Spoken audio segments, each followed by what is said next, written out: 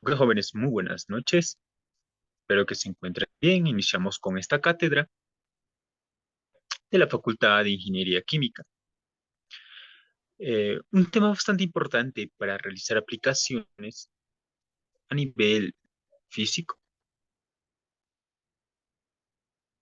donde la física y química están bastante relacionados y en base a ello se pueden realizar múltiples aplicaciones. ¿Ok?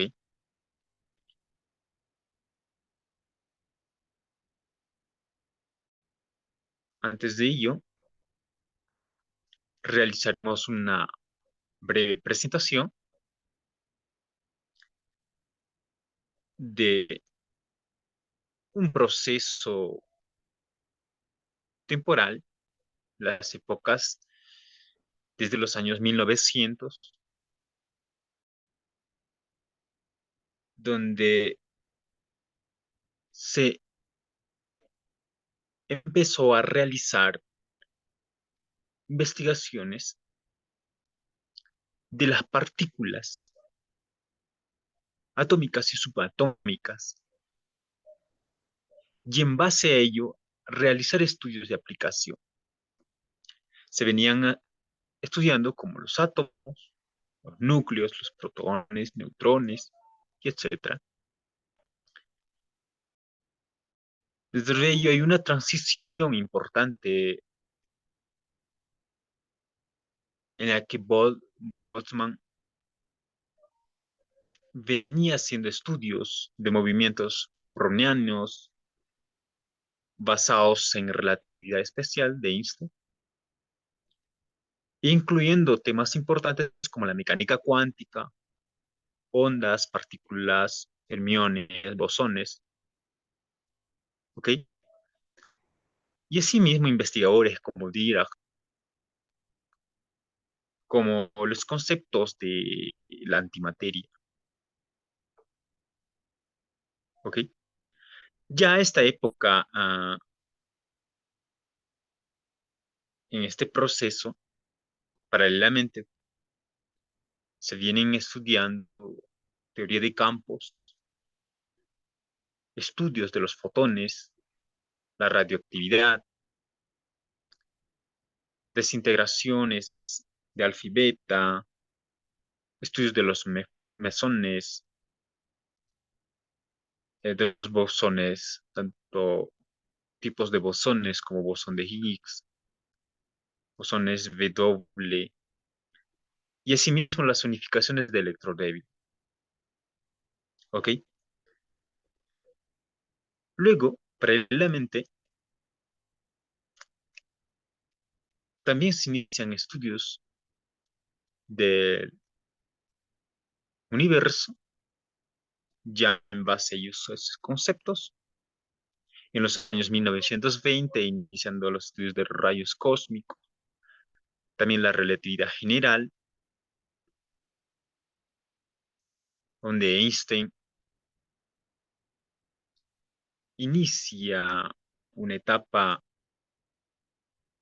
de análisis de los conceptos a nivel espacial, basados en estudio de galaxias, universo, en expansión, modelos tanto del Big Bang. Asimismo, ya en 1940 próximos, se empiezan a realizar estudios como la materia oscura. Años después, la fusión nuclear, nucleosíntesis cosmológica, ¿ok? Y estudios del electromagnetismo en 1960, estudios como los fondos de radiación de microondas, usando tipos de radares, etcétera, ¿ok?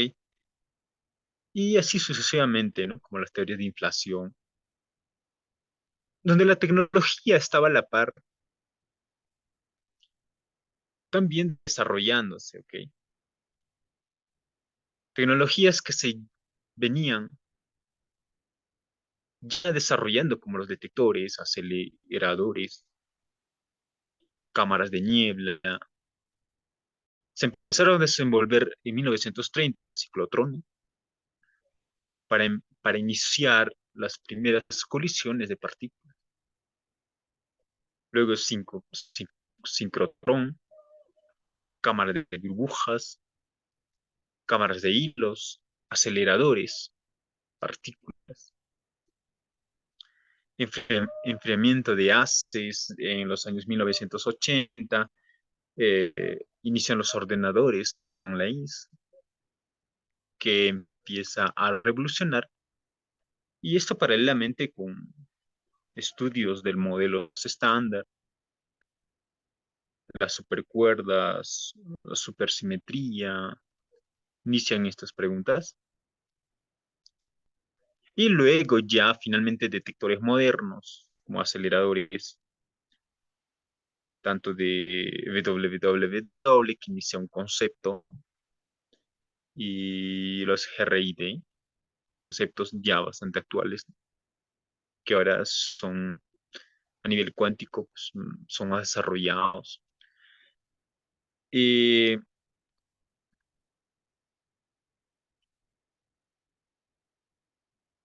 luego, un tema importante es sobre las teorías de campo, ¿no? En base a que se vienen desarrollando conceptos cuánticos basados en las ecuaciones de Dirac, que luego será generalizada y donde se obtendrán las ecuaciones de Schrödinger, que son ya parte de la mecánica cuántica, pero siempre sujetas a mecánica clásica y moderna. ¿Ok? Se realizan análisis como las funciones de onda, que son funciones o que son funciones de onda que son parte de las vibraciones de cuerpos a nivel subatómico, donde la energía va a depender de la masa y de los momentos. ¿Correcto? Y un dato importante, las ecuaciones de Schrödinger y así como las ecuaciones de Dirac son ecuaciones importantes que representan tanto la realidad visible y no visible, y esa parte no observable o no visible puede ser considerado como una ecuación compleja o imaginaria, que están muy ligados a los conceptos reales, a los modelos que pueden ser considerados como modelos eh, perceptibles o observables, ¿correcto? En donde la generalización solo existe si la partícula tiene 4 grados de libertad. Se hacen estudios a nivel de ello, pues, los estudios de los estados de spin, los estados donde corresponden de que una partícula con igual masa y carga opuesta pueden ser considerados como antipartículas, ¿ok? Donde se intenta demostrar luego la predicción de la existencia de antipartículas. Para ello se tienen que realizar unas funciones, etc. En base a estos conceptos,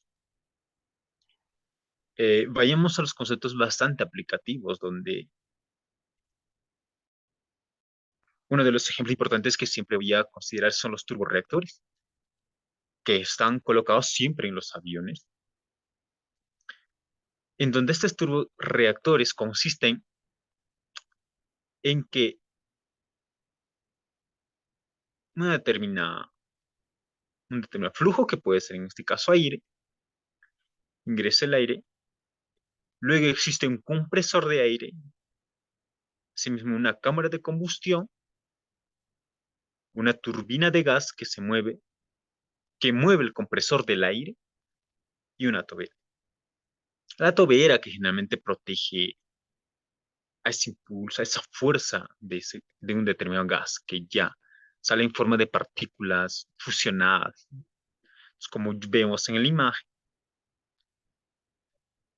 estos compresores pues, también tienen que ser eh, bastante o cuidadosamente desarrolladas para que cumpla la función de comprimir ese aire y luego dejar pasar a los inyectores de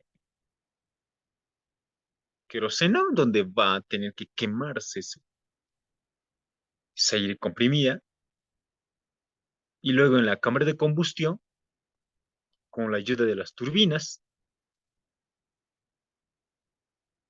¿ok?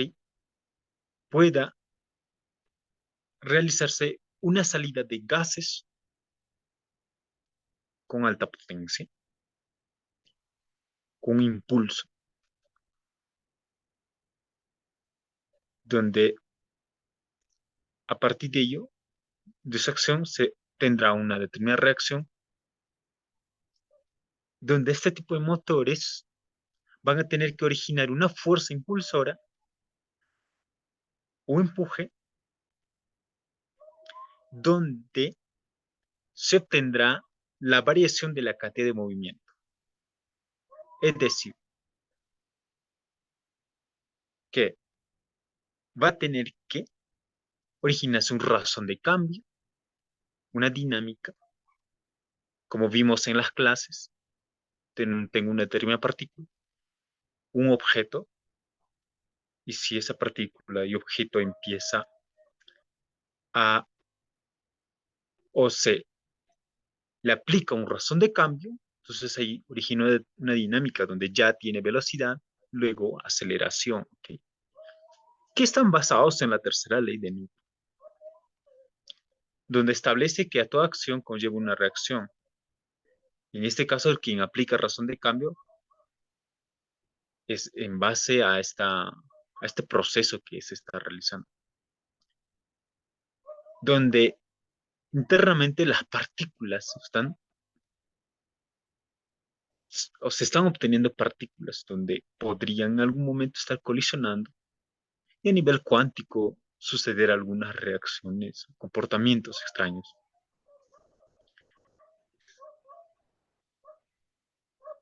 Entonces, si tenemos un determinado gas de entrada, en este caso podría ser aire, va a existir una dinámica, un razón de cambio de la masa. Y al momento de ingresar, si se comprime, vamos a tener una masa distinta, una variación de masa distinta, y luego se obtendrá una salida con una suma de masas, una variación de masa que ingresaba y sumaba una masa que se ha generado a partir de, de algunos procesos que se le ha aplicado. Entonces, si se le incluye un flujo de corriente sin perturbar, pues, si estoy aquí, va a ser dependiente de la entrada de aire, un motor, que en este caso vamos a tener una reacción con ciertas variaciones a lo que inicialmente se había considerado. Es decir, donde la presión de entrada no es igual en este caso a la presión de atmósfera. Entonces, se puede definir un tubo de corriente en la entrada del motor que depende de la cantidad del aire que el motor succiona.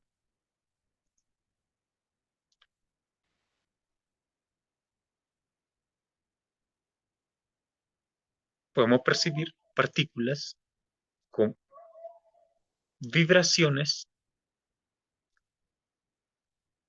donde se entiende cómo un electrón puede tener contacto con los protones para originar cierta fusión, por ejemplo, a nivel subatómico. Y el caso de los motores cohete,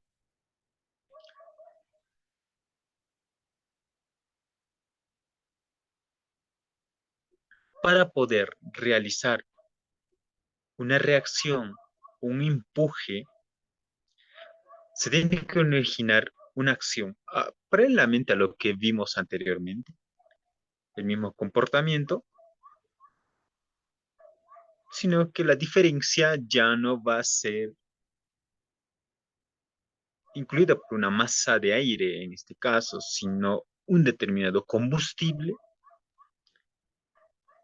y un oxidante donde estarán ubicados en determinados tanques de propelente, llamados tanques de propelente, y van a tener que fusionarse, realizar una combustión y originar los gases de escape, que esta parte podría estar considerado los motores cohete, que van a tener que originar una acción con gran fuerza, un impulso de alta potencia, donde el material o las partículas van a estar también bastante aceleradas.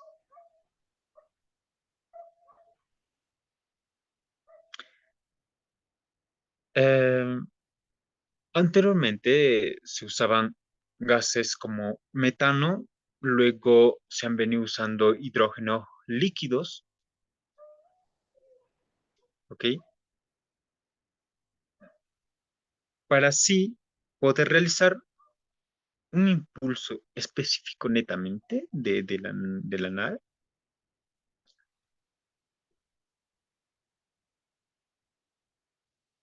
para poder alcanzar lo más alto posible.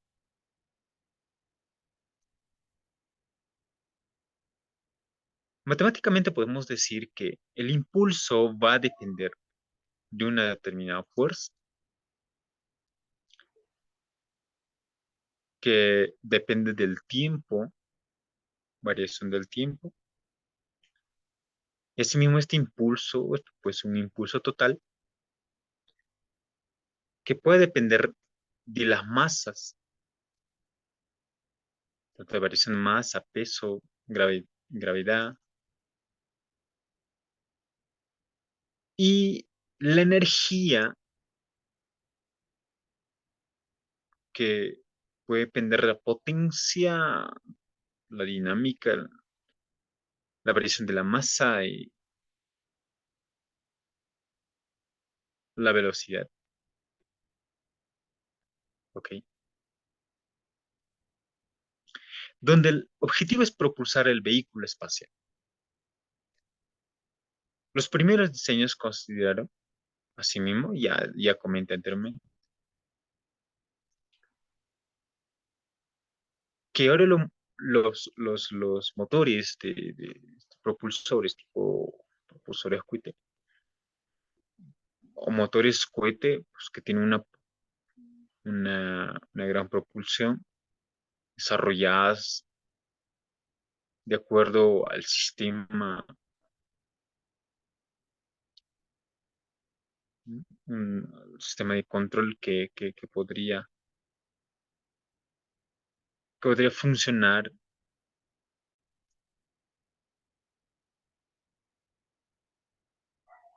Ok, tenemos una estructura en esta parte, un sistema de un motor cohete tipo propulsor. Básicamente son unos de los motores que aún no tienen un resfriamiento, donde en esta parte superior se encuentran los tanques, las bombas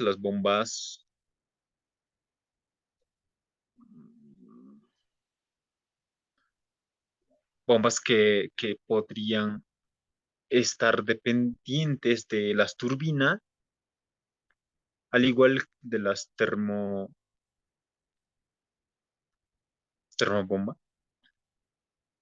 los termorreactores, ¿no?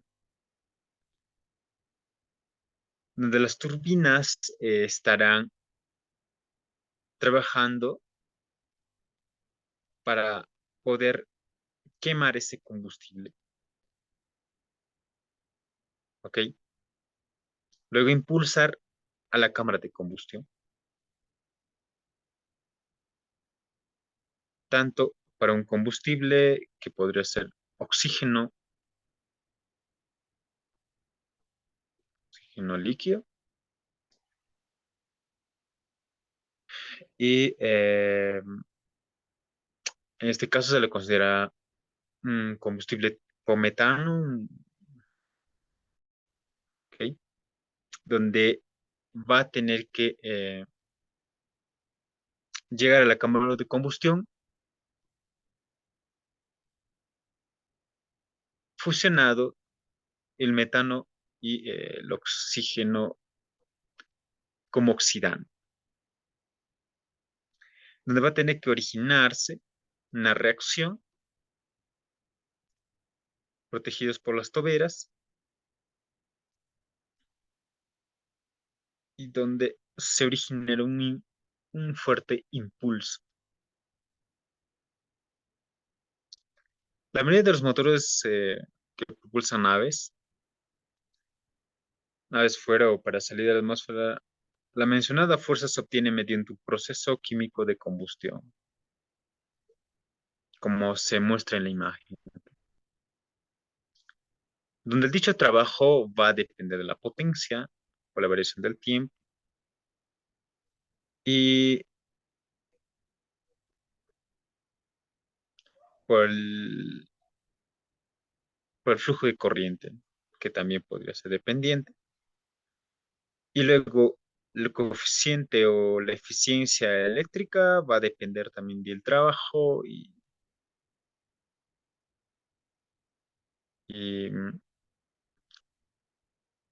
por el flujo de corriente.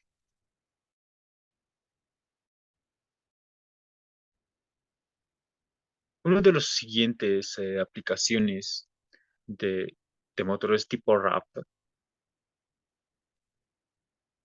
mm, en este caso podemos ver de que este tipo de motor ya contienen un sistema de control para poder flexibilizar esa enorme presión que puede ocurrir por ahí en la cámara de combustión. Tenemos ingreso de combustible,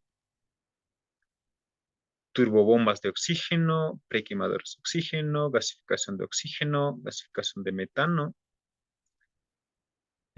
cámaras de combustión, que aquí se tiene, y refrigeración regenerativa, donde decía que este tipo de motores ya tienen una refrigeración, es decir, para disminuir la alta presión que puede ocurrir en las toberas, y estas van a ser dependientes de los prequemadores de metano, es decir, los turbobombas de metano que a partir de que los gases puedan aquí aliviar esa gran cantidad de presión, a su vez son aprovechadas y que no se desperdician para poder seguir originando presión en la cámara de combustión, seguir usando las mismas partículas que puedan estar circulando. Y a su vez, aquí es incluido un ingreso de un oxidante, podría ser, ¿no? Donde la tobera va a tener que refrescarse y los gases van a tener que escapar con total normalidad, ¿ok? Tal que tenemos un túnel de por aquí de aliviar esa gran presión y a su vez originar una presión directa. En realidad esto aumenta el impulso de la fuerza de dicho motor ya que una fuerza que de repente por aquí puede bloquear, pues ya no va a suceder porque esas fuerzas que, esos impulsos, esas partículas que por aquí pueden originar como una traba, pues estas son o salen por este túnel y son aprovechadas igualmente para poder seguir pulsando. ¿Ok?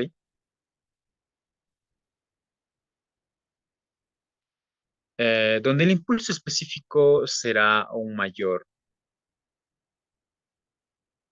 Y esto será de manera más eficiente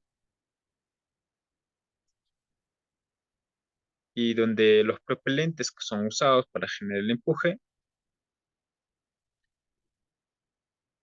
donde, donde estas sí son más elevadas, el valor, conceptos, valores, tendremos más eficiencia. Un motor Raptor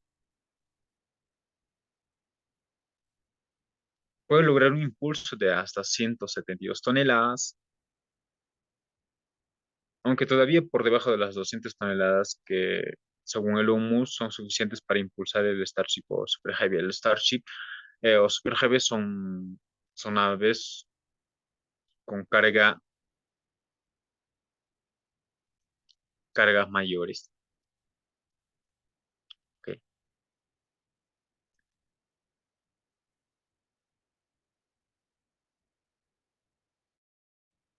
bien.